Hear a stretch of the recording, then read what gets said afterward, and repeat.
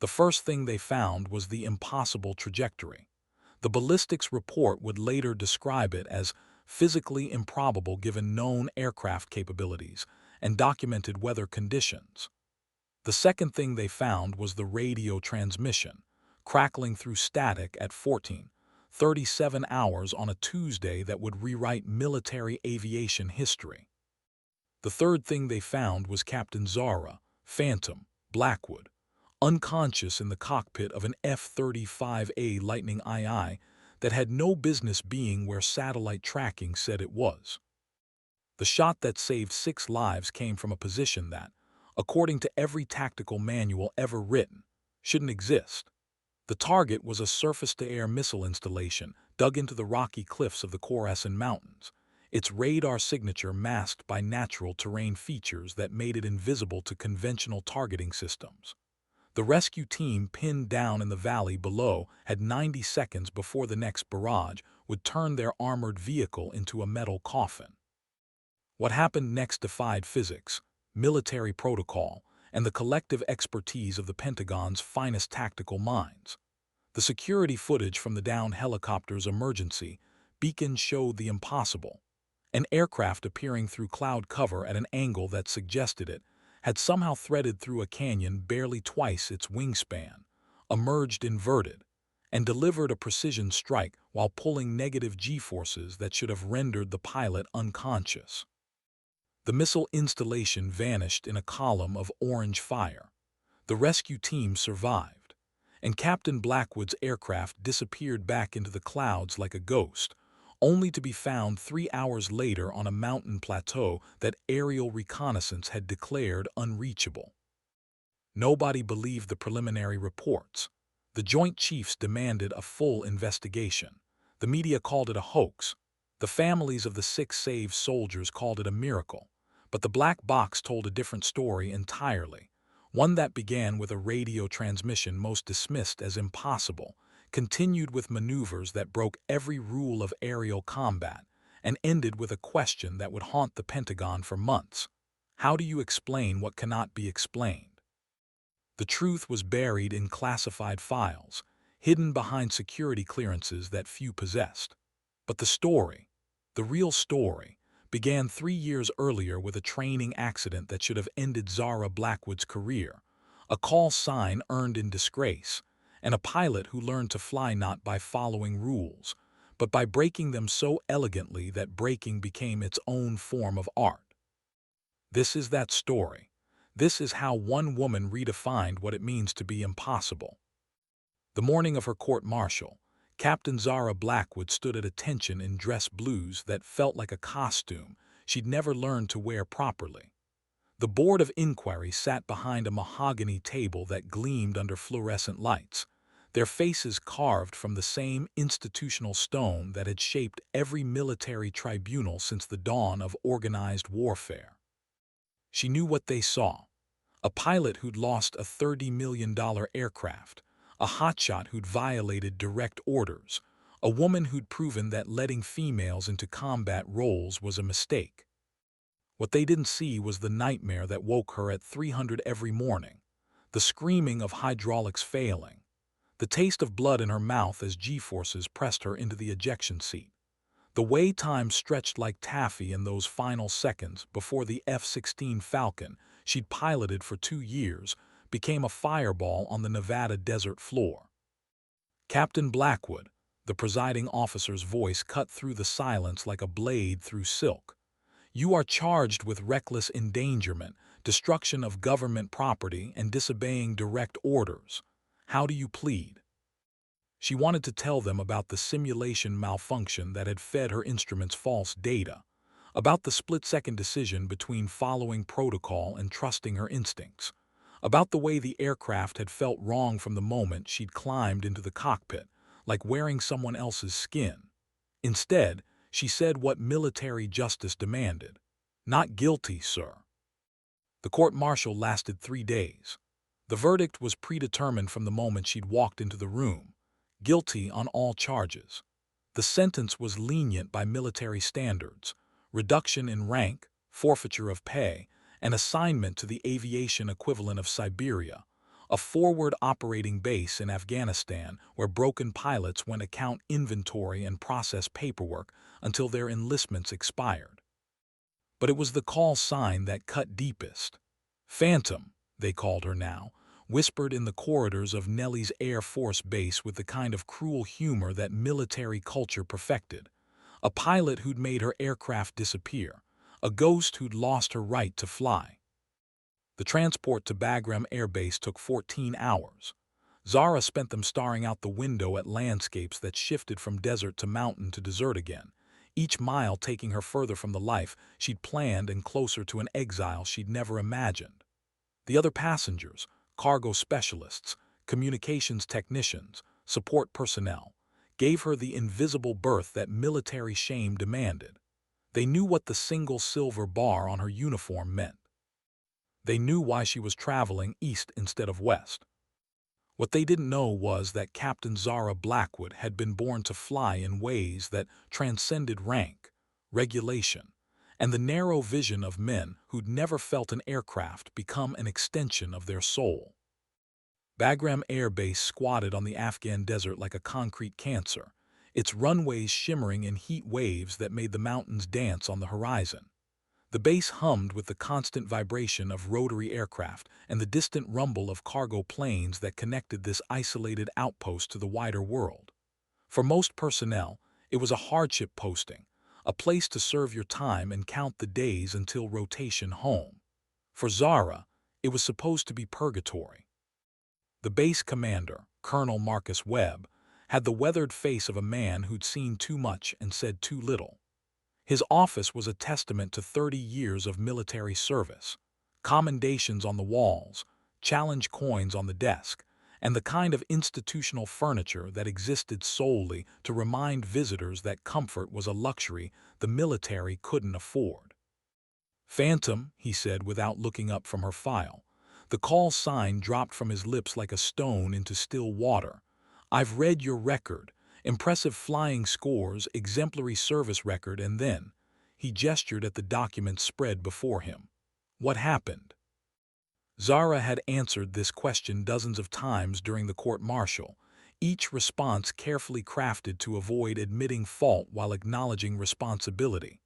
But something in Webb's tone, not accusatory, merely curious, made her pause. "I trusted my instincts over my instruments, sir. The aircraft was telling me one thing, my gut was telling me another. I chose wrong."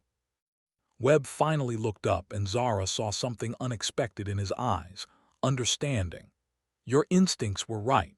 The post-crash investigation found a cascade failure in the flight management system. The data you were seeing was corrupted." The words hit her like a physical blow. She'd been court-martialed for being right, exiled for making the correct decision, branded with a call sign that mocked the very instincts that had been validated by the evidence. "Then why?" "Because the Air Force needed a scapegoat," Webb interrupted. "A $30 million aircraft crashed on a routine training mission. Someone had to be held responsible, and it couldn't be the contractors who built the faulty systems or the bureaucrats who approved them. It had to be the pilot." The revelation should have filled her with rage. Instead, it filled her with something colder: purpose. She'd been sent to Bagram to rot, but she'd found something more valuable than vindication. She'd found a commander who understood that sometimes the system failed its people, and that sometimes the best response was to let those people prove the system wrong. "Your assignment here isn't punishment," Webb continued. "It's opportunity. I need pilots who can think beyond the manual, who can make decisions when the book doesn't have answers. Welcome to the real war, Captain Blackwood." The hangar at Bagram held secrets that didn't appear in any official inventory. Between the regulation, Apache helicopters and the standard-issue Predator drones sat aircraft that existed in the gray spaces of military procurement, experimental platforms, modified systems, and machines that pushed the boundaries of what was technically possible. This was where pilots came to test theories that couldn't be tested anywhere else, where the impossible became routine, and where career-ending mistakes transformed into career-defining innovations. Zara's first glimpse of the program came during a routine maintenance inspection. She was documenting the serial numbers of avionics components when she noticed an aircraft that shouldn't exist. An F-35A Lightning II with modifications that made it look like a Predator dressed in stealth geometry. The wing configuration was wrong. The engine intakes were enlarged, and the entire airframe hummed with a subsonic vibration that suggested power systems beyond anything she'd encountered. "That's not supposed to be here," she said to Master Sergeant Elena Vasquez, the maintenance chief who'd become her unofficial guide to Bagram's unofficial operations. "Lots of things aren't supposed to be here," Vasquez replied, "including most of the pilots, but here we are." The aircraft was designated as a developmental asset, which was military speak for an experimental platform that existed in the bureaucratic blind spot between official programs and black operations. It had been shipped to Bagram ostensibly for high-altitude testing, but its real purpose was to serve as a testbed for technologies that couldn't be evaluated in the sterile environment of a domestic test facility. "Who's rated to fly it?" Zara asked. "You are, as of yesterday. Webb submitted your clearance paperwork through channels that don't officially exist. Congratulations, Phantom. You're now qualified to pilot an aircraft that the Pentagon pretends doesn't exist." The briefing materials for the F-35X, as the modified Lightning II was unofficially designated, read like science fiction. Enhanced thrust vectoring, adaptive camouflage systems, and avionics that interface directly with the pilot's neural responses. The aircraft was designed to respond not just to control inputs, but to the pilot's intentions, creating a symbiotic relationship between human intuition and machine precision. "The learning curve is steep," Vasquez warned. "The last 3 pilots who tried to qualify on this platform washed out. One had a psychological break. Another requested transfer to a desk job. The third lasted 2 flights before deciding that some aircraft weren't meant to be flown by humans." Zara studied the technical specifications with the intensity of a scholar decoding ancient texts. The aircraft's capabilities were extraordinary, but they came with a price. Pilots had to surrender traditional control and trust the machine to interpret their intentions. It was flying distilled to its purest essence, not the mechanical manipulation of control surfaces, but the direct translation of thought into motion. "When do I start?" she asked. Vasquez smiled. "Tomorrow 600 hours, and Phantom, don't let this thing kill you. Webb's got plans for you." The first flight was a baptism by fire wrapped in silk. Zara strapped into the cockpit of the F-35X at dawn, the Afghan sun painting the mountains in shades of gold and copper that made the whole world look like a painting.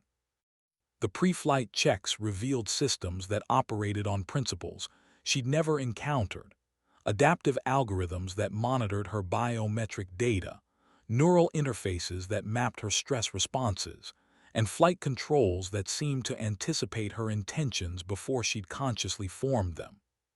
"Phantom Tower, you're cleared for takeoff. Maintain heading 090, climb to Angels 20, and remember, this isn't a standard bird. Let it teach you how to fly it." The takeoff was poetry written in thrust and lift. The F-35X didn't just leave the ground. It seemed to shed the constraints of gravity like a snake shedding skin. The acceleration was smooth, almost organic, and the climb rate defied everything she knew about aircraft performance. At 20,000 feet, she leveled off and began to understand why the previous pilots had struggled. The aircraft was alive, not in any mystical sense, but in the way that truly advanced technology became indistinguishable from consciousness. The flight controls responded to pressure she hadn't applied, anticipated maneuvers she hadn't planned, and seemed to understand the difference between what she thought she wanted and what she actually needed. "Tower Phantom, this is incredible. The response time is practically instantaneous." "Copy that, Phantom. How's the interface integration?" She paused, trying to find words for an experience that transcended language.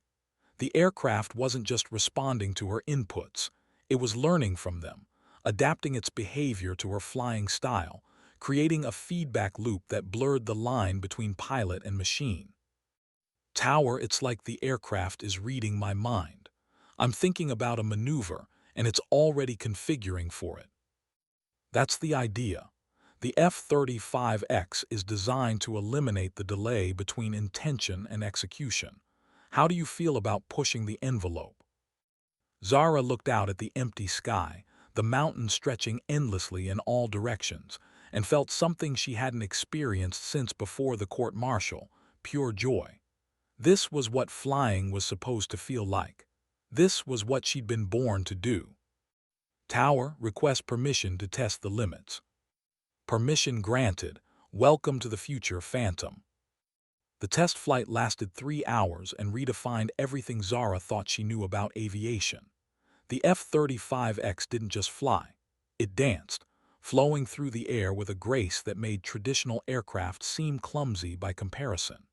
She pushed it through maneuvers that should have been impossible, pulling G-forces that should have rendered her unconscious, and executing turns that violated the fundamental laws of aerodynamics. But the real revelation came when she stopped trying to control the aircraft and started trying to communicate with it. The neural interface responded to her emotional state, her stress levels, her subconscious reactions to changing conditions. When she tensed, the aircraft compensated. When she relaxed, it optimized.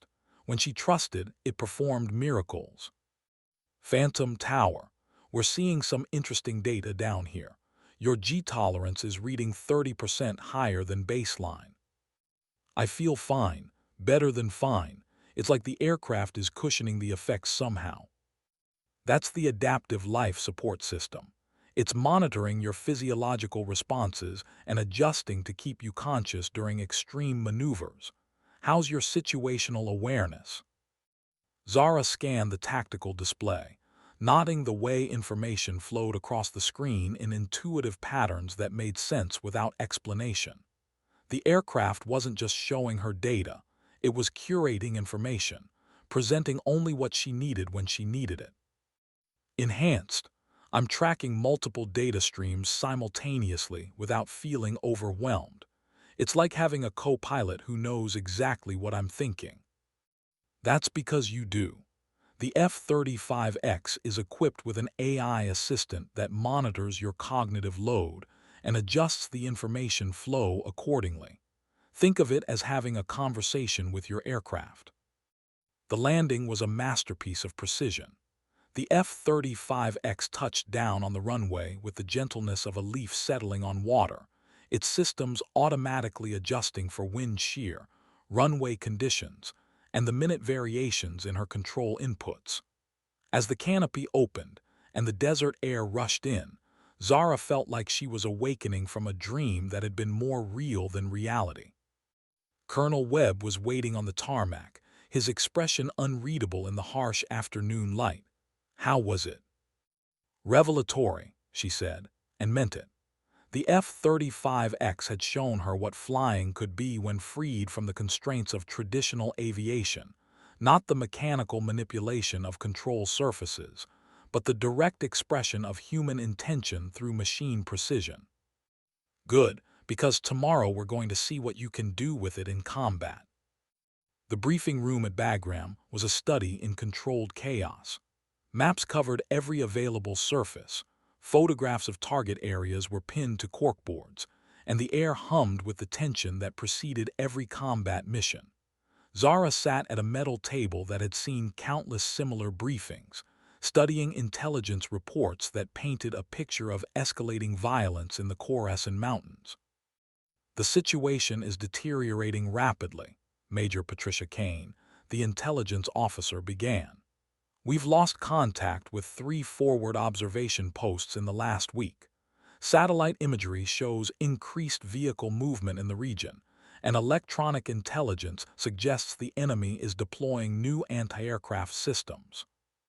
The photographs showed terrain that looked like the surface of an alien planet, jagged peaks separated by narrow valleys, cave systems that honeycomb the mountainsides, and high-altitude plateaus that seemed to exist in defiance of gravity. It was the kind of landscape that ate aircraft and pilots with equal enthusiasm.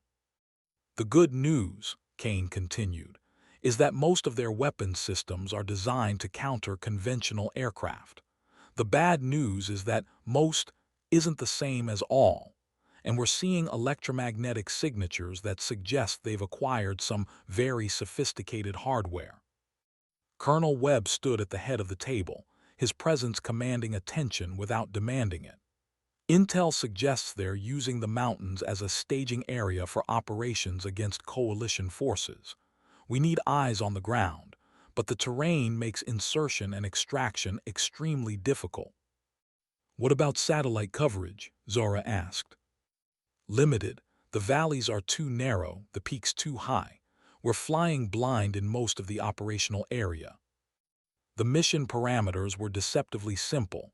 Conduct reconnaissance of suspected enemy positions, gather intelligence on their capabilities, and return with actionable information. But the execution would be anything but simple.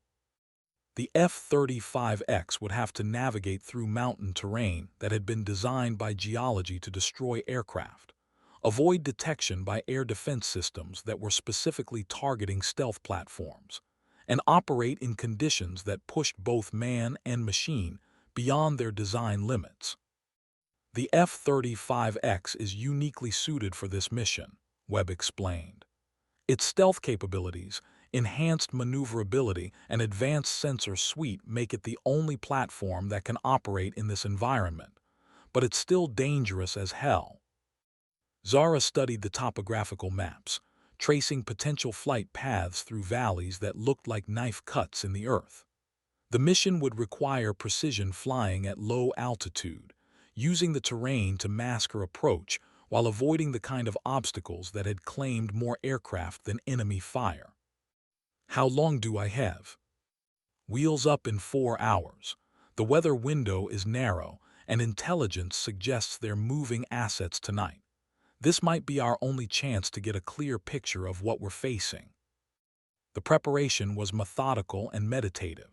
Zara spent an hour in the simulator, flying virtual missions through terrain that matched the intelligence reports. She reviewed the F-35X's capabilities, studying the way its systems integrated to create something greater than the sum of its parts.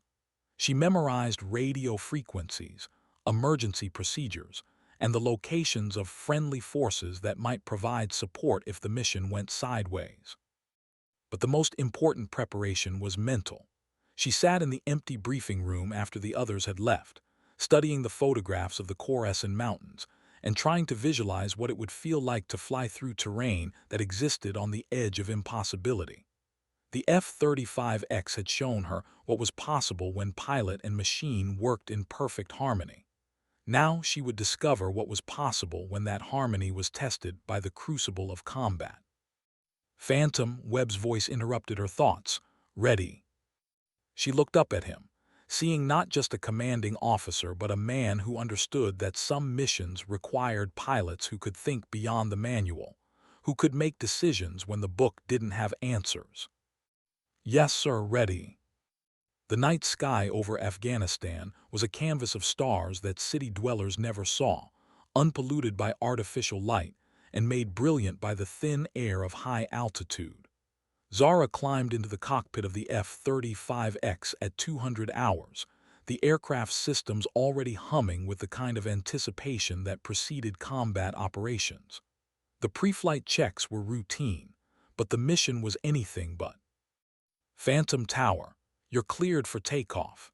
Maintain radio silence until you reach the initial point. Weather is clear, winds are calm, and the bad guys are reportedly asleep. Copy that, Tower. See you in 4 hours. The takeoff was smooth as silk, the F-35X lifting off the runway with the grace of a bird that had been born to fly. Zara climbed to cruising altitude, the aircraft's stealth systems automatically adjusting to minimize its radar signature. Below, the landscape of Afghanistan stretched endlessly in all directions, a maze of mountains and valleys that had swallowed empires and humbled superpowers.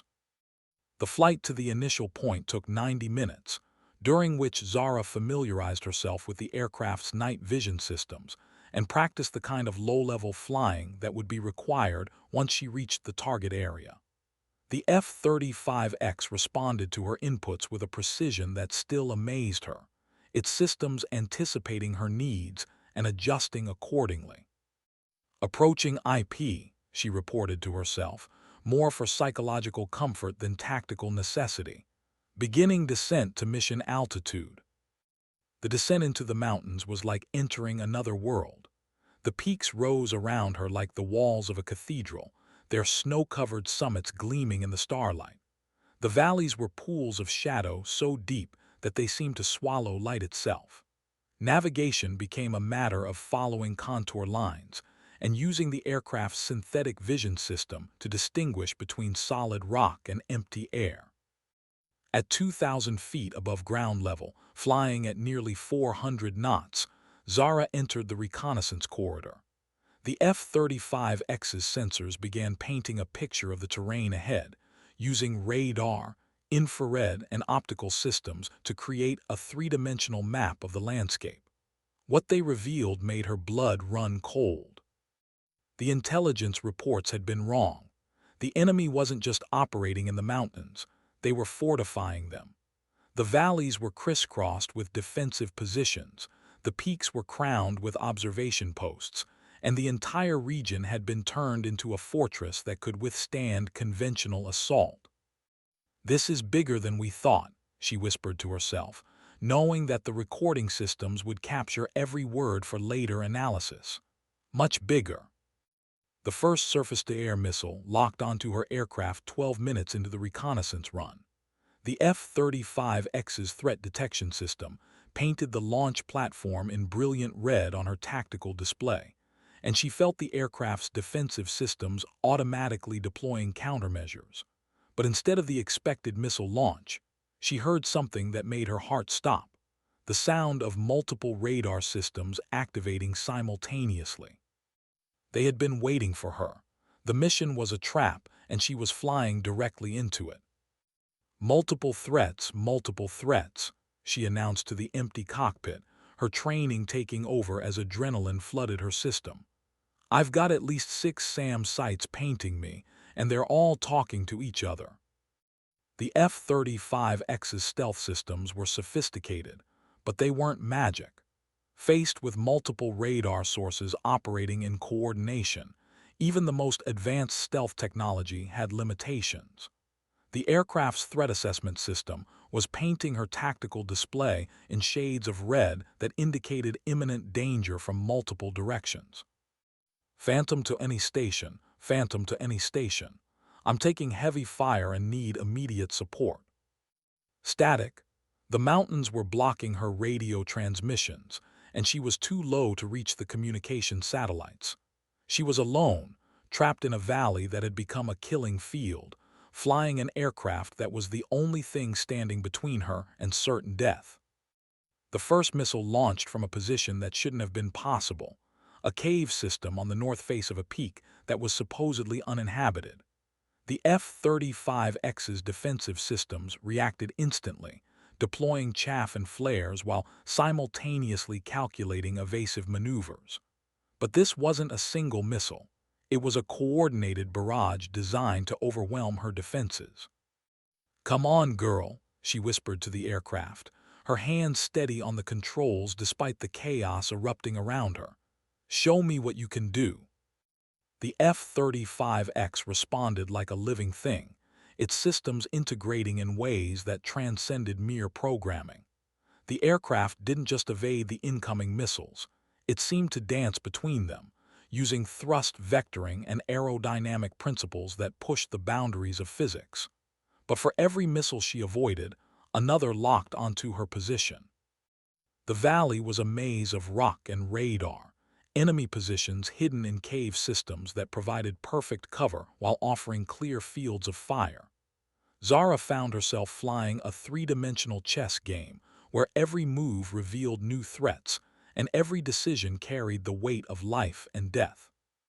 multiple launches, she reported, her voice steady despite the impossibility of her situation.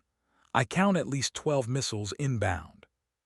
The F-35X's artificial intelligence system activated combat mode, its neural interface connecting directly to her consciousness in ways that the training manuals had never described. Suddenly, she wasn't just flying the aircraft. She was thinking with it. Her human intuition merged with machine precision to create something that was greater than either could achieve alone. Time dilated. The missiles approached with what seemed like deliberate slowness, their trajectories painted in her mind as clearly as if they were drawn on paper. The F-35X responded to her intentions before she consciously formed them, rolling and diving through spaces that existed only in the narrow gap between mathematical possibility and physical reality. The impossible had become routine. The routine had become miraculous. And Captain Zara, Phantom, Blackwood discovered that sometimes the only way to survive the impossible was to become impossible yourself. The valley erupted in fire as 12 surface-to-air missiles converged on the space where the F-35X should have been. Instead, they found empty air and the ghost of an aircraft that had seemingly vanished from the physical world. Zara had threaded the needle between overlapping kill zones, using terrain masking and the aircraft's advanced maneuvering capabilities to become invisible to targeting systems that should have been foolproof. But the real revelation came when she realized she was no longer thinking about flying. She was simply flying. Her consciousness merged with the aircraft's systems in a way that made traditional piloting seem clumsy and inefficient. The F-35X wasn't just responding to her control inputs. It was responding to her intentions, her emotions, her subconscious understanding of three-dimensional space and time. Phantom to any station, multiple SAM sites neutralized. I'm proceeding to secondary reconnaissance points. She had found her voice again, and with it, a confidence that bordered on the supernatural. The F-35X banked through a turn that would have been impossible for a conventional aircraft, its thrust vectoring systems creating lift from angles that defied traditional aerodynamics. The reconnaissance mission continued, but now it was personal. The secondary target was a command post hidden in a cave system that opened onto a plateau 8,000 feet above sea level. Intelligence suggested it was the nerve center for enemy operations in the region, but reaching it would require flying through a corridor that was barely wider than the aircraft's wingspan. Beginning approach to Target 2, she announced, her voice carrying a note of anticipation that hadn't been there before. This is where things get interesting. The approach was a masterpiece of precision flying. The F-35X threaded through the mountain corridor like a needle through fabric, its wingtips clearing the rock walls by margins that were measured in inches rather than feet. The aircraft's synthetic vision system painted the route ahead in colors that made the impossible seem merely difficult. But as she approached the target area, something unexpected appeared on her tactical display, a heat signature that indicated the presence of friendly forces. According to the intelligence briefing, there should have been no coalition personnel in the area. Yet the thermal imaging was unmistakable. 6 human figures, moving in tactical formation, trapped in a position that would be overrun within minutes. Phantom to unknown station, I'm seeing what appears to be friendly forces in the target area. Can anyone confirm? The radio crackled with static, then a voice that sounded like it was coming from another world. This is Bravo 6, we are compromised and taking heavy fire. Request immediate support. The situation had just become infinitely more complex. The reconnaissance mission had become a combat rescue operation, and the F-35X had become the only asset capable of providing support to ground forces that were about to be overwhelmed. Bravo 6, this is Phantom. I'm in an F-35X and I've got eyes on your position. What's your status? Phantom, Bravo 6. We've got 6 packs, 3 wounded, and we're surrounded. The enemy has us pinned down in a position that's about to be overrun. We need immediate extraction or fire support. Zara studied the tactical display, analyzing the positions of both friendly and enemy forces. The ground team was trapped on a ledge that provided some cover but no escape route. The enemy forces were massing for a final assault that would overwhelm the defenders within minutes. Bravo 6, I can provide fire support, but I need you to mark your position and identify targets. Phantom, we're using infrared strobes for identification. The enemy positions are in the cave systems to our north and east. We need those positions neutralized before they can coordinate an assault. The target solution was complex beyond anything she had trained for. The enemy positions were hidden in cave systems that provided natural protection against conventional weapons, while the friendly forces were so close that any miscalculation would result in friendly fire casualties. But the F-35X wasn't a conventional aircraft, and Zara was no longer a conventional pilot. The neural interface had created a connection between human intuition and machine precision that transcended the limitations of both. She could see the target solution not as a mathematical problem, but as a three-dimensional puzzle that required thinking beyond the constraints of traditional warfare. Bravo 6, I'm going to try something that's never been done before. I need you to maintain your position and trust me. Phantom, we're not going anywhere. You're our only hope. The approach began with a dive that would have been suicidal for any other aircraft. The F-35X plunged toward the mountainside at an angle that seemed to guarantee impact, its systems calculating a trajectory that existed only in the narrow space between mathematics and magic. At the last possible moment, the aircraft pulled out of the dive, its thrust vectoring systems creating lift from angles that defied physics. But the real impossibility was yet to come. The F-35X executed a maneuver that would later be described as aerial surgery, a precision strike delivered from a position that shouldn't have been possible, using weapons systems that had been pushed beyond their design parameters. The first missile struck the primary enemy position with surgical precision, its warhead detonating in a confined space that multiplied the explosive effect. The second missile followed seconds later, targeting a secondary position that threatened to flank the friendly forces. The third missile completed the triangle, neutralizing the command post that had been coordinating the assault. Bravo 6, targets neutralized. What's your status? Phantom, you just saved our lives. I don't know how you did it, but you put ordnance on target from a position that looked impossible. The extraction was anticlimactic after the precision of the strike. A helicopter arrived 30 minutes later to evacuate the ground team, while Zara provided overwatch from an altitude that allowed her to monitor the entire area. The mission had been a success beyond any reasonable expectation, but the real victory was more subtle. She had proven that the impossible was just another word for untested. The flight back to Bagram was a meditation on the nature of capability. The F-35X had performed beyond its specifications, its systems pushed to limits that existed only in the theoretical realm.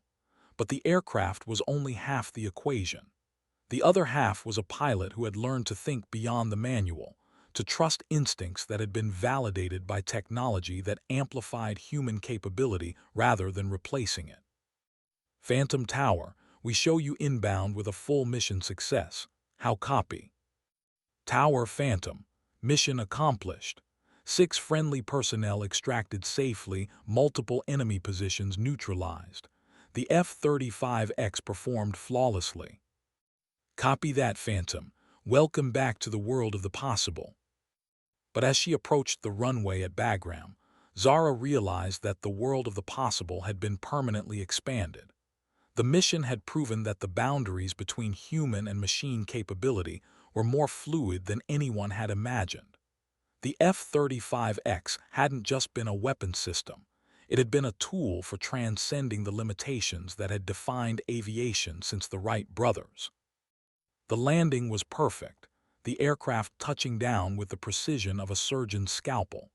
As the canopy opened and the desert air rushed in, Zara felt the weight of what she had accomplished. The shot that had saved 6 lives had come from a position that shouldn't have existed, using capabilities that pushed the boundaries of physics and technology. But the real significance was deeper than tactical success. She had proven that the integration of human intuition and machine precision could create capabilities that neither could achieve alone.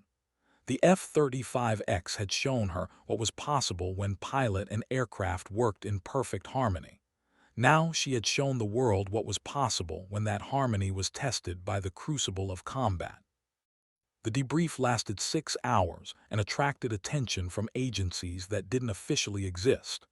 Representatives from the Pentagon, the CIA, and organizations that operated in the shadows of national security arrived at Bagram within hours of her landing.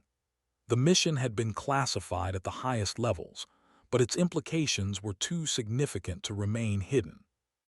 "Captain Blackwood," the lead analyst began, "your mission data shows flight characteristics that appear to violate known principles of aerodynamics. The trajectory analysis suggests you executed maneuvers that should have resulted in structural failure of the aircraft." Zara sat at the metal table, still wearing the flight suit that smelled of cordite and adrenaline.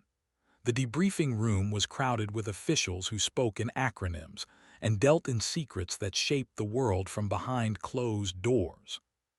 "The F-35X is designed to operate beyond conventional parameters," she replied. "The neural interface allows for response times that eliminate the delay between pilot intention and aircraft execution. What you're seeing isn't a violation of physics. It's the practical application of principles that haven't been fully explored." "The weapons delivery data is particularly interesting," another analyst added. "You achieved precision strikes from attack angles that our modeling suggests are impossible.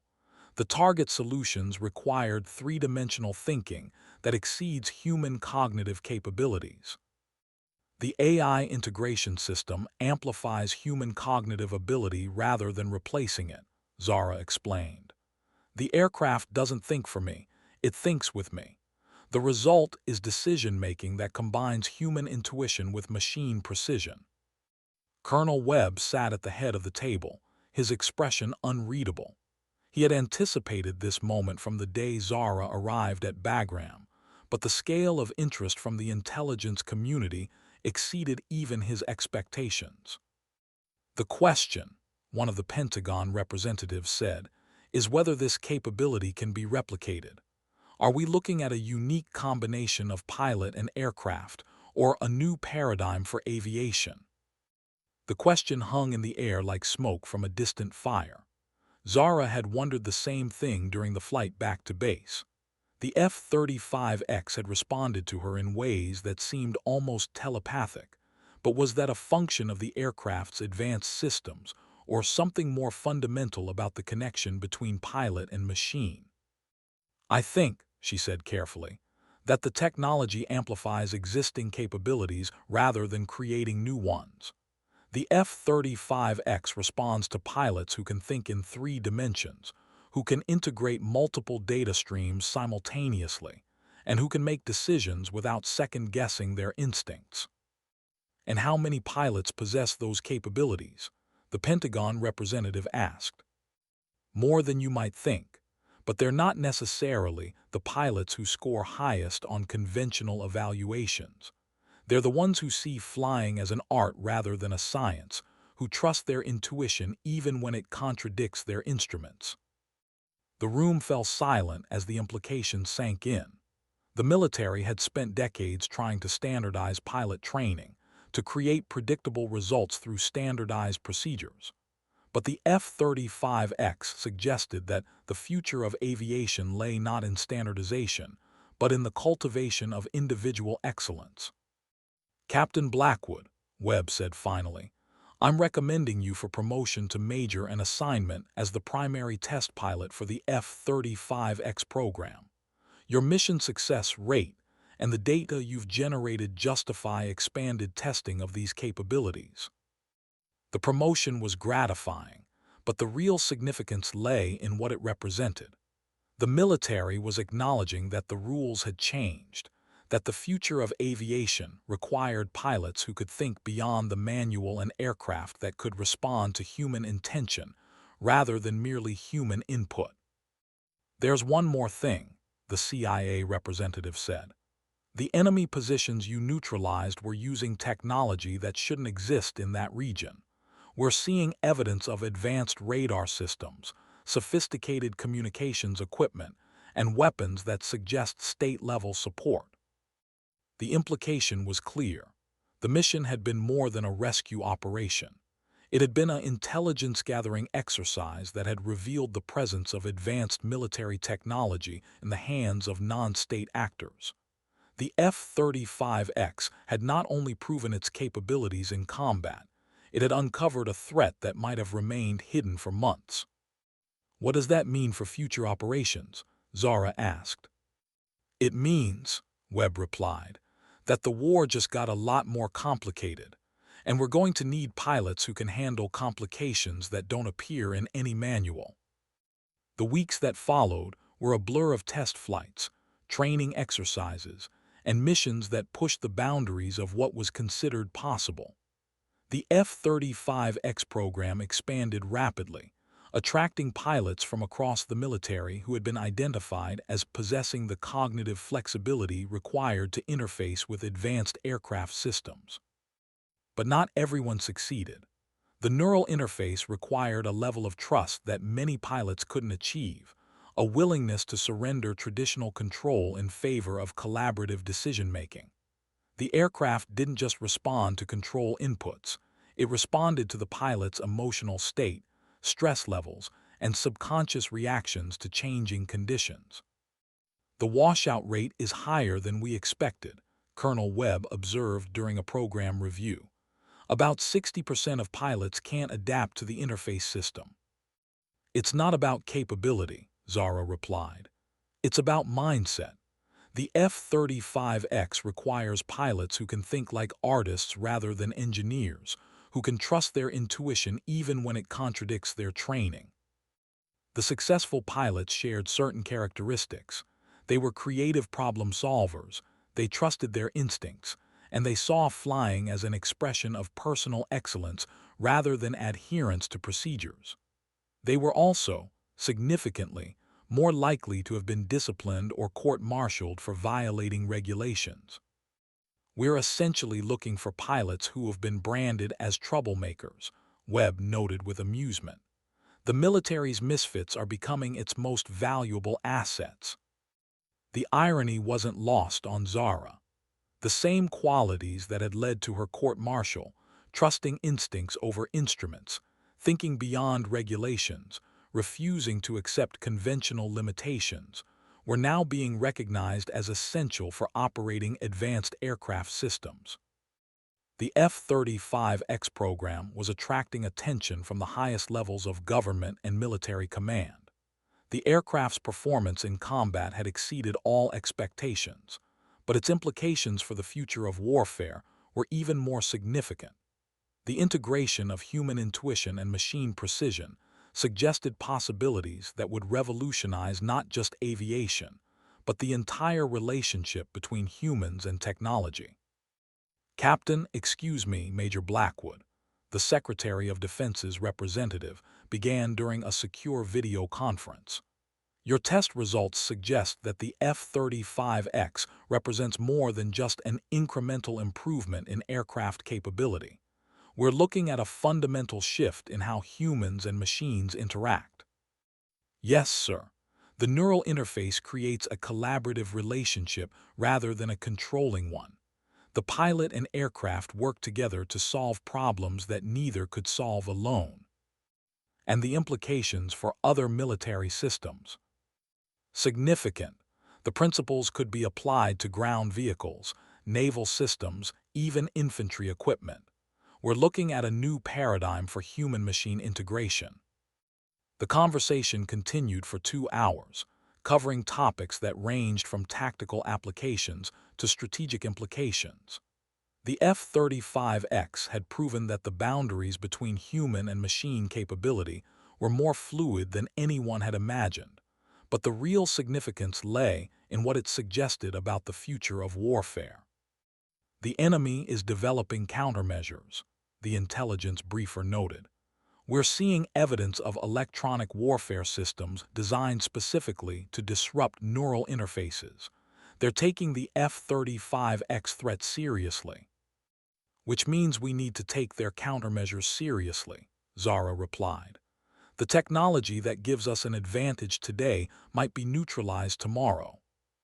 The arms race was accelerating, with both sides developing technologies that pushed the boundaries of what was possible. But the F-35X had given the coalition forces a temporary advantage, and Zara had become the point of the spear in a conflict that was evolving faster than anyone had anticipated. 3 months after the rescue mission, Zara found herself leading a squadron of F-35X aircraft on a mission that would have been impossible with conventional systems. The target was a command complex hidden in the mountains of northern Afghanistan, protected by air defense systems that had been specifically designed to counter stealth aircraft. Phantom Flight, this is Phantom 1. We're approaching the target area. Remember, these aren't the same enemy forces we've been fighting. They've got new toys and they know how to use them. The response came from pilots who had been selected for their ability to think beyond conventional parameters. Men and women who had learned to trust their instincts, even when those instincts contradicted their training. Phantom 2, copy. I'm seeing multiple radar signatures that don't match anything in our threat database. Phantom 3, same here. These systems are adaptive, they're learning from our approach patterns. The enemy had evolved. The air defense systems were using artificial intelligence to analyze incoming threats and develop countermeasures in real time. The F-35X squadron was facing technology that could adapt to their tactics as quickly as they could develop them. Phantom Flight, this is where we find out if we're as good as we think we are. Execute Attack Plan Alpha. The attack unfolded like a choreographed dance performed at the speed of sound. The F-35X aircraft moved through the mountain terrain with a precision that defied traditional physics, their neural interfaces allowing for coordination that transcended conventional communication. Each pilot knew not just their own position, but the intentions of every other pilot in the formation.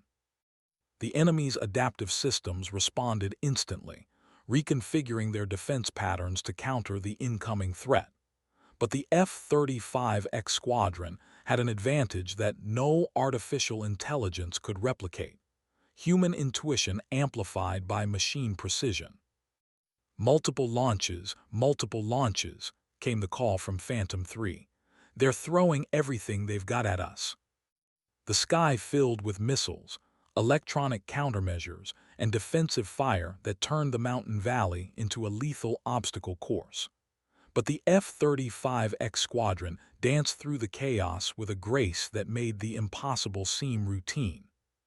Phantom 1, I've got a clear shot at the primary target. Take it, Phantom 4. All units execute diversionary maneuvers. The strike was perfect, a precision weapon delivered from an angle that the enemy's defensive systems hadn't anticipated. The command complex vanished in a column of fire that lit up the mountains like a second sun. Target destroyed, Phantom Flight returned to base. The mission was a success, but the real victory was more subtle. The F-35X squadron had proven that human creativity could outpace artificial intelligence, that the integration of human intuition and machine precision could overcome any purely technological solution. Phantom Flight, this is base. Welcome back to the world of the possible. But as they flew back to Bagram, Zara realized that the world of the possible had been permanently expanded. The F-35X had shown that the boundaries between human and machine capability were more fluid than anyone had imagined. The future of warfare would belong to those who could think beyond the manual and trust their instincts even when those instincts contradicted their training. The success of the F-35X program attracted attention from military leaders around the world, but it also attracted the attention of those who saw its implications as threatening to the established order. The aircraft represented more than just an advanced weapons system. It represented a new way of thinking about the relationship between humans and technology. Major Blackwood, the Congressional Oversight Committee chairman, began, "There are concerns about the psychological effects of the neural interface system. Are we creating pilots who are too dependent on technology?" Zara sat at the witness table, facing a panel of politicians who understood legislation better than aviation. The hearing was ostensibly about oversight of military programs, but the real agenda was more complex. "Sir, the neural interface enhances human capability rather than replacing it. The F-35X responds to pilots who can think creatively and trust their instincts. It's not about dependence, it's about partnership. But what happens when the technology fails? Are these pilots capable of operating conventional aircraft?" "Yes, sir. In fact, F-35X pilots consistently outperform their peers in conventional aircraft. The neural interface training develops cognitive flexibility that transfers to any aviation platform." The questions continued for hours, covering topics that ranged from operational effectiveness to ethical implications. The F-35X program had proven its worth in combat, but its success had created new challenges that extended far beyond the battlefield. "There are reports," one committee member noted, "that enemy forces are developing countermeasures specifically designed to target the neural interface system. Are we creating a vulnerability that could be exploited?" "Any technology can be countered," Zara replied. "But the F-35X's strength lies not in its technology, but in its integration of human and machine capabilities. That's much harder to counter than purely technological solutions." The hearing concluded with a recommendation for continued funding and expanded testing, but Zara could sense the undercurrents of concern that ran through the political establishment. The F-35X represented change on a scale that made many people uncomfortable, even those who acknowledged its effectiveness. "The technology is moving faster than our ability to understand its implications," Colonel Webb observed after the hearing. "We're going to have to be very careful about how we manage this program." "The genie is out of the bottle," Zara replied. "The question isn't whether we can control the technology, it's whether we can adapt to what it makes possible." The conversation reflected a broader debate that was taking place at the highest levels of government and military command. The F-35X had proven that the integration of human intuition and machine precision could create capabilities that exceeded the sum of their parts, but the implications of that discovery were still being explored. "There's something else," Webb said. "Intelligence suggests that other nations are developing similar programs. We may not be the only ones exploring the boundaries of human-machine integration." The arms race was accelerating, with multiple nations developing technologies that pushed the boundaries of what was possible. But the F-35X had given the coalition forces a temporary advantage, and Zara had become the symbol of what was achievable when human creativity was amplified by advanced technology. "What does that mean for the future?"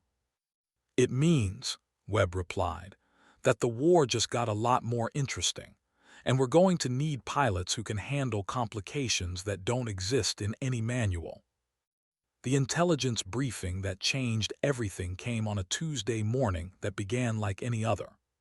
Zara was reviewing flight test data when Colonel Webb entered her office with an expression that suggested the world had just become more complicated. "We've got a problem," he said without preamble, "a big one." The classified report he handed her contained satellite imagery that made her blood run cold. The photographs showed aircraft that bore an unsettling resemblance to the F-35X, but with modifications that suggested capabilities beyond anything in the American arsenal. "Where were these taken?" she asked. "Various locations: Russia, China, Iran. It appears that multiple nations have developed their own versions of the neural interface technology, and from what we can determine, some of them are more advanced than ours." The implications were staggering. The F-35X had been developed in secrecy, its existence known only to a handful of military and intelligence personnel. The idea that other nations had developed similar technology suggested either parallel development or a security breach of unprecedented proportions. "How is this possible?" "We're not sure. Either they've been working on similar programs independently, or someone has been sharing information. Either way, our technological advantage has been neutralized." The photographs showed aircraft that were clearly based on the same principles as the F-35X, but with design elements that suggested different approaches to the same problem. The Russian variant appeared to prioritize raw performance over stealth, while the Chinese version seemed focused on electronic warfare capabilities. "The Iranian aircraft is particularly interesting," Webb continued.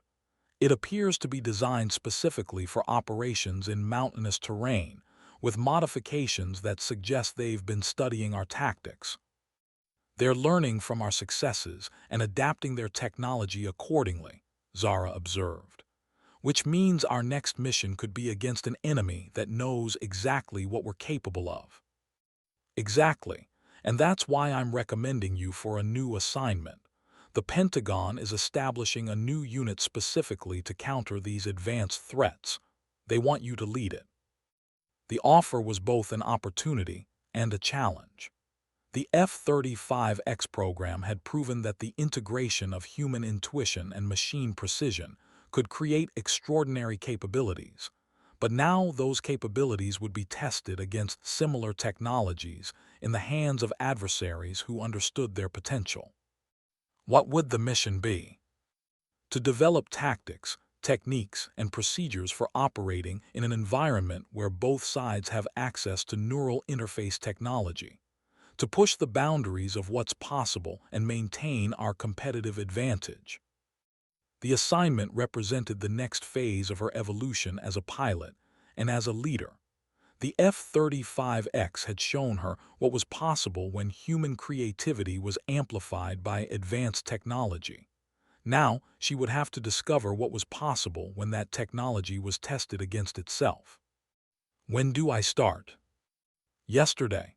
The unit is being established at Edwards Air Force Base, and you'll have access to resources that don't officially exist.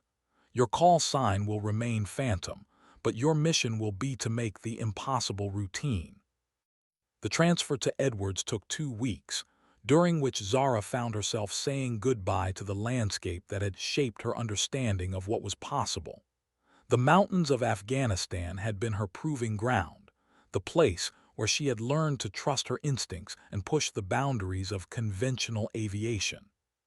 "Take care of yourself, Phantom," Master Sergeant Vasquez said as she prepared to leave Bagram. "And remember, the aircraft is only as good as the pilot flying it." "I'll remember," Zara replied. "And I'll remember that sometimes the best way to honor the rules is to break them elegantly." The flight to Edwards was a meditation on the nature of change. The F-35X had transformed her understanding of what was possible, but the real transformation had been internal. She had learned to trust her instincts, to think beyond conventional limitations, and to see flying as an expression of personal excellence rather than adherence to procedures. Edwards Air Force Base was a different world, a place where the impossible was tested daily, and the boundaries of physics were treated as suggestions rather than laws. The new unit, officially designated as the Advanced Tactical Development Squadron, occupied a hangar that contained aircraft that existed in the gray spaces between official programs and classified projects. Major Blackwood, the unit commander, Colonel Sarah Martinez, greeted her with a handshake that conveyed both welcome and warning. I've read your file. Impressive work with the F-35X program. Now let's see what you can do when the rules don't apply. The hangar contained aircraft that defied easy categorization. There were F-35X variants with modifications that pushed the boundaries of what was possible, experimental platforms that existed nowhere in official records, and prototype systems that suggested capabilities beyond anything she had imagined. The mission is simple, Martinez explained: to develop and test tactics for operating in an environment where both sides have access to advanced neural interface technology, to push the boundaries of what's possible and maintain our competitive advantage. And the opposition? Real. We've confirmed that multiple nations have developed their own versions of the neural interface technology, and some of them are being tested in active combat zones. The next conflict won't be between conventional forces. It'll be between pilots who can think beyond the manual and aircraft that can respond to human intention.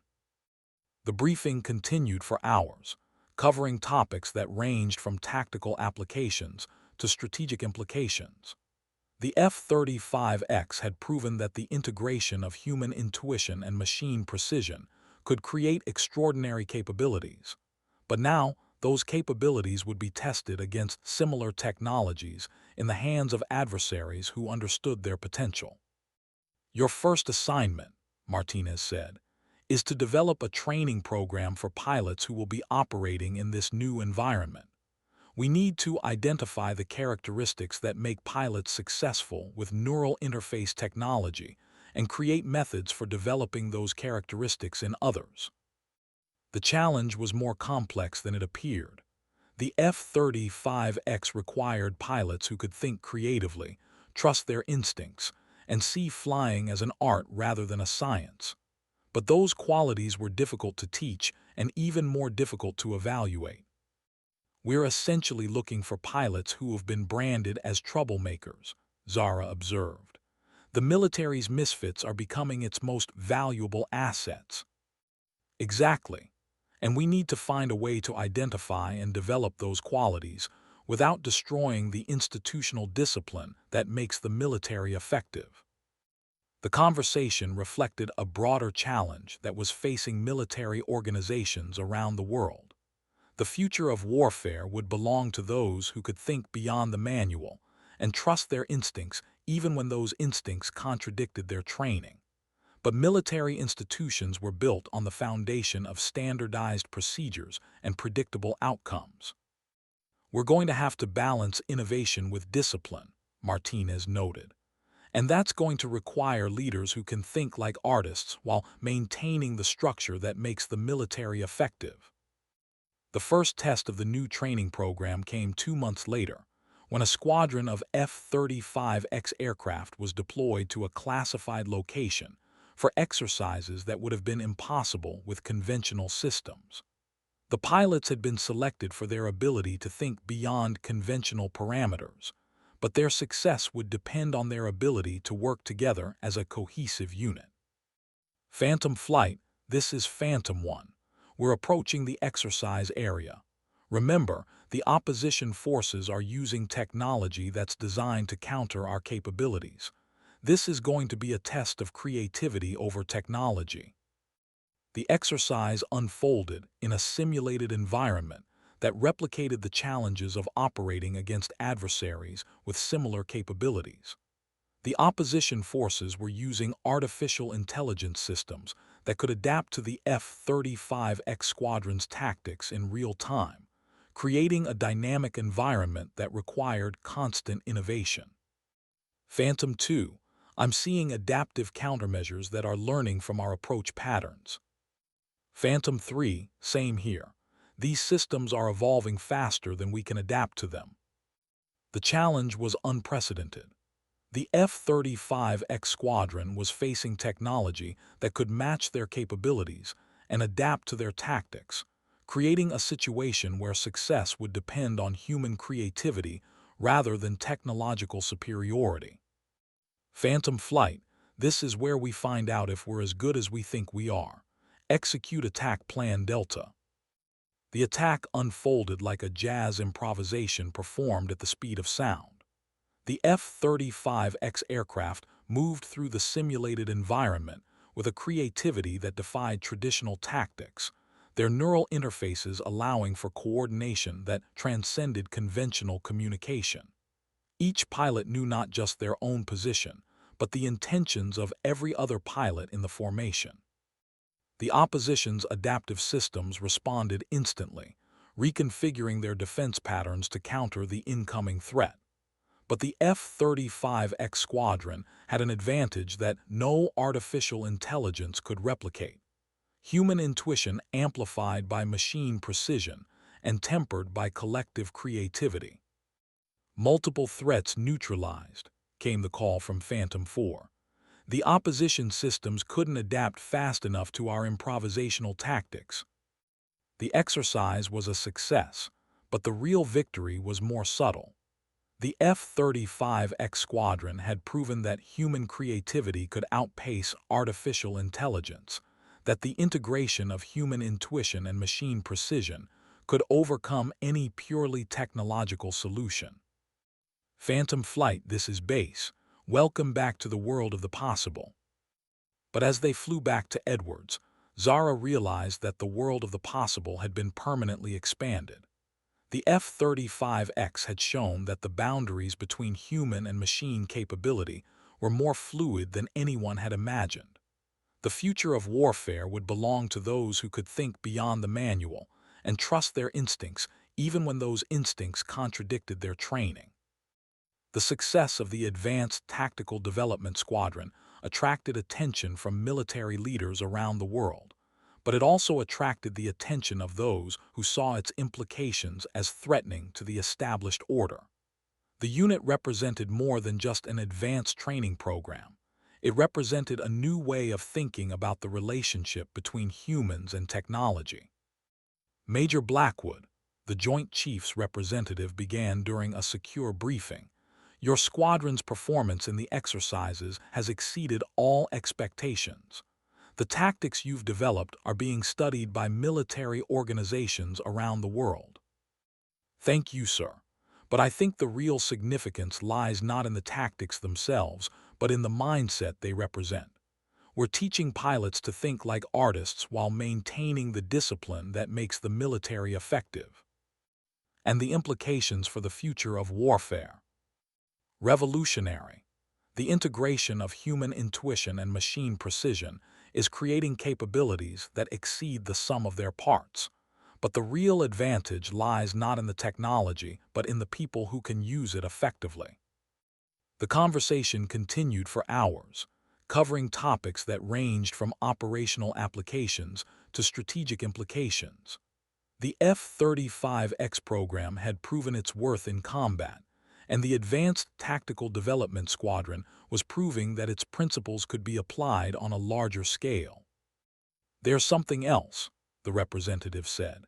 Intelligence suggests that our adversaries are developing countermeasures specifically designed to target the neural interface system.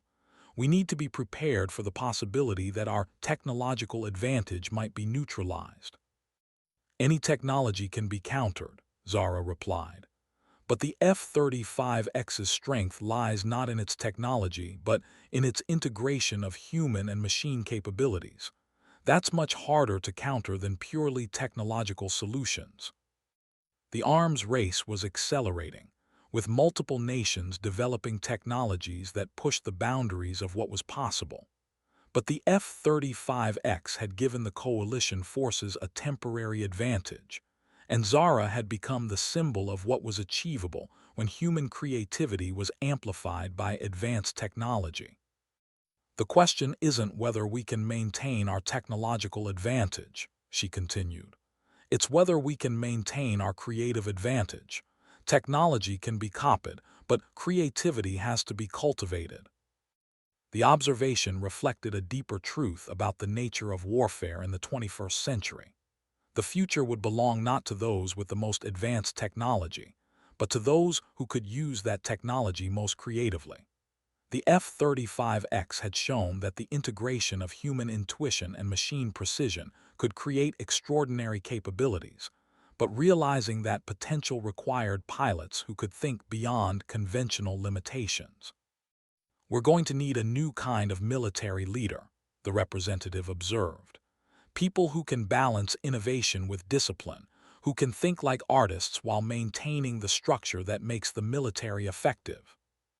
"The military has always produced leaders who can adapt to changing circumstances," Zara replied.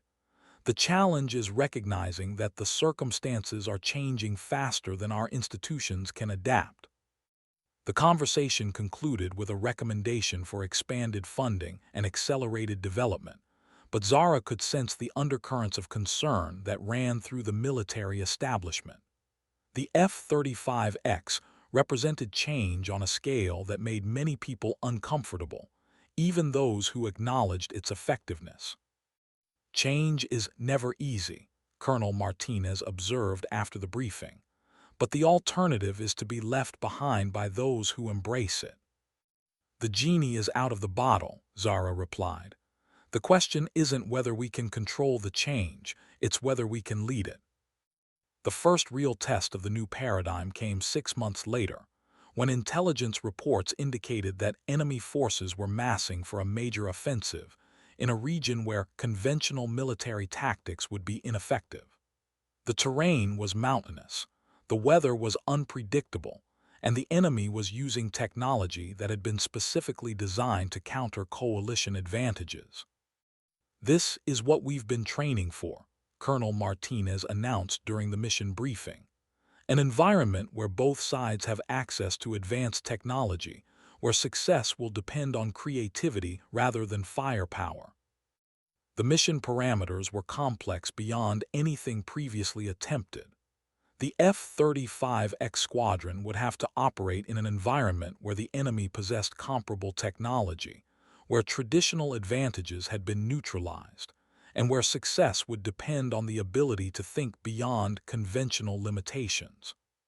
"Phantom Flight, this is Phantom 1. We're approaching the operational area. Remember, the opposition forces are using technology that's designed to match our capabilities. This is going to be a test of creativity over technology." The response came from pilots who had been selected for their ability to think beyond conventional parameters, men and women who had learned to trust their instincts, even when those instincts contradicted their training. They were the products of a training program that had identified the characteristics that made pilots successful with neural interface technology and developed methods for cultivating those characteristics in others. "Phantom 2, I'm seeing multiple radar signatures that match our own capabilities." "Phantom 3, same here. These systems are as advanced as anything we've encountered." The enemy had evolved. The air defense systems were using technology that matched the F-35X's capabilities, creating an environment where success would depend on human creativity rather than technological superiority. The squadron was facing the ultimate test of their training and their philosophy. "Phantom Flight, this is where we find out if we're as good as we think we are. Execute Attack Plan Omega."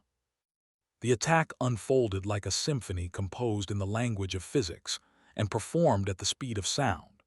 The F-35X aircraft moved through the operational environment with a creativity that defied traditional tactics, their neural interfaces allowing for coordination that transcended conventional communication. Each pilot knew not just their own position, but the intentions of every other pilot in the formation. The enemy systems responded with equal sophistication, adapting to the coalition tactics in real time and presenting countermeasures that matched the F-35X's capabilities. But the coalition squadron had an advantage that no technology could replicate: human intuition amplified by machine precision and tempered by collective creativity. "Multiple targets engaged," came the call from Phantom 4. "The enemy systems are good, but they're still thinking like machines." "Phantom 5, I've got a clear shot at the primary objective." "Take it, Phantom 5. All units execute diversionary maneuvers." The strike was perfect. a precision attack delivered from an angle that the enemy's defensive systems hadn't anticipated. The primary objective was neutralized, but the real victory was more subtle.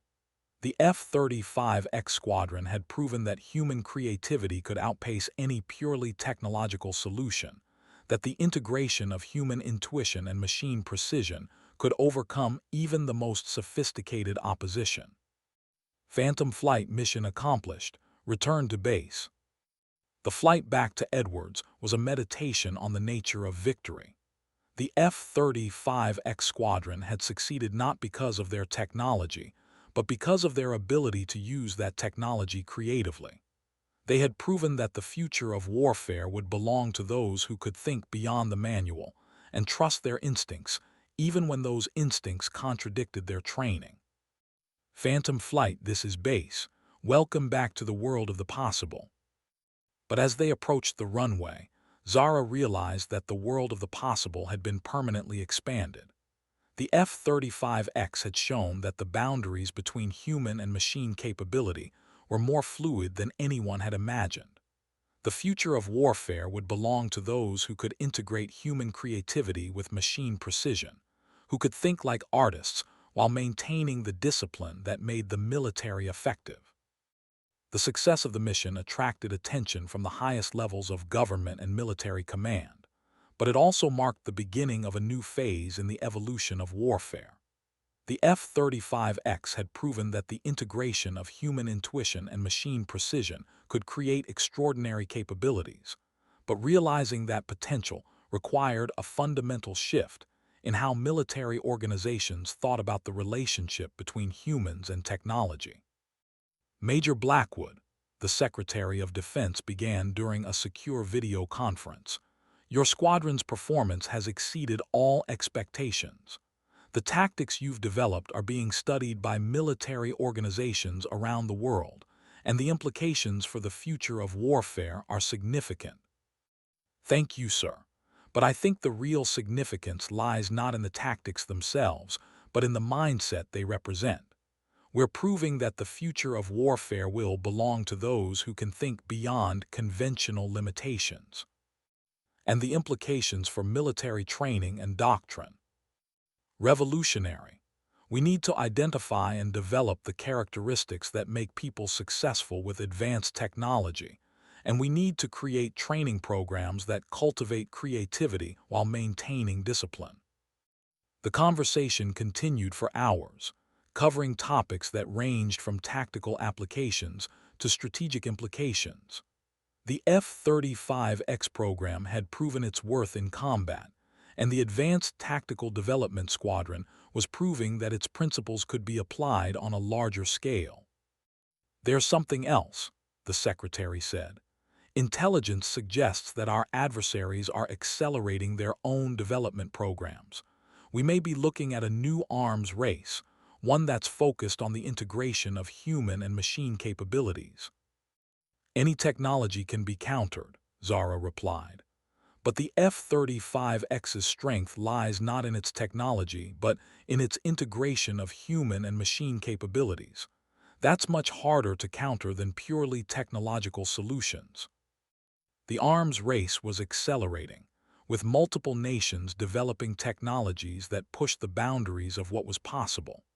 But the F-35X had given the coalition forces a temporary advantage, and Zara had become the symbol of what was achievable when human creativity was amplified by advanced technology. The question isn't whether we can maintain our technological advantage, she continued. It's whether we can maintain our creative advantage. Technology can be copied, but creativity has to be cultivated. The observation reflected a deeper truth about the nature of warfare in the 21st century. The future would belong not to those with the most advanced technology, but to those who could use that technology most creatively. The F-35X had shown that the integration of human intuition and machine precision could create extraordinary capabilities, but realizing that potential required pilots who could think beyond conventional limitations. We're going to need a new kind of military leader, the Secretary observed. People who can balance innovation with discipline, who can think like artists while maintaining the structure that makes the military effective. The military has always produced leaders who can adapt to changing circumstances, Zara replied. The challenge is recognizing that the circumstances are changing faster than our institutions can adapt. The conversation concluded with a directive to expand the program and accelerate development, but Zara could sense the undercurrents of concern that ran through the political and military establishment. The F-35X represented change on a scale that made many people uncomfortable, even those who acknowledged its effectiveness. Change is never easy, Colonel Martinez observed after the briefing, but the alternative is to be left behind by those who embrace it. The genie is out of the bottle, Zara replied. The question isn't whether we can control the change, it's whether we can lead it. The transition from test pilot to commander came with responsibilities that extended far beyond the cockpit. Major Zara Blackwood found herself not just flying the most advanced aircraft in the world, but also shaping the future of military aviation. The Advanced Tactical Development Squadron had grown from a small experimental unit to a program that was influencing military doctrine around the world. The F-35X program has proven that the integration of human intuition and machine precision can create extraordinary capabilities, she explained to a gathering of military leaders from allied nations. But realizing that potential requires a fundamental shift in how we think about the relationship between humans and technology. The audience was composed of generals, admirals, and defense ministers who had spent decades operating within the constraints of conventional military thinking. The F-35X represented a challenge to those constraints, a suggestion that the future of warfare would require leaders who could think beyond the manual and trust their instincts, even when those instincts contradicted their training. The traditional model of military training is based on standardization and predictability, she continued. But the F-35X requires pilots who can think creatively, who can adapt to changing circumstances, and who can work in partnership with their aircraft rather than simply controlling it. The questions that followed were pointed and sometimes skeptical. Military leaders were trained to be cautious about change, to evaluate new technologies and tactics with the kind of skepticism that prevented costly mistakes. But the F-35X's combat record was impossible to ignore. Major Blackwood, the German defense minister asked, what happens when this technology fails? Are we creating a generation of pilots who are too dependent on advanced systems? Sir, the neural interface enhances human capability rather than replacing it. F-35X pilots consistently outperform their peers in conventional aircraft because the training develops cognitive flexibility that transfers to any platform. But the psychological effects are positive. Pilots who train with neural interface technology show improved decision-making, enhanced situational awareness, and better performance under stress. The technology amplifies human capabilities rather than diminishing them. The debate continued for hours, covering topics that ranged from tactical applications to ethical implications. The F-35X had proven its worth in combat, but its success had created new challenges that extended far beyond the battlefield. The real question, the British Air Marshal observed, is whether we can maintain our advantage as this technology proliferates. Intelligence suggests that multiple nations are developing their own versions of the neural interface system. Any technology can be countered, Zara replied. But the F-35X's strength lies not in its technology, but in its integration of human and machine capabilities. That's much harder to counter than purely technological solutions. The conversation reflected a broader debate that was taking place at the highest levels of government and military command. The F-35X had proven that the integration of human intuition and machine precision could create capabilities that exceeded the sum of their parts. but the implications of that discovery were still being explored. "We're going to need a new kind of military leader," the French general observed. "People who can balance innovation with discipline, who can think like artists while maintaining the structure that makes the military effective." "The military has always produced leaders who can adapt to changing circumstances," Zara replied. "The challenge is recognizing that the circumstances are changing faster than our institutions can adapt." The conference concluded with a commitment to expand international cooperation on the development of neural interface technology, but Zara could sense the undercurrents of competition that ran beneath the surface of alliance politics. The F-35X represented an advantage that every nation wanted to possess and prevent their adversaries from acquiring. "Nationalism and technological advancement make for a volatile combination," Colonel Martinez observed after the conference. "We're going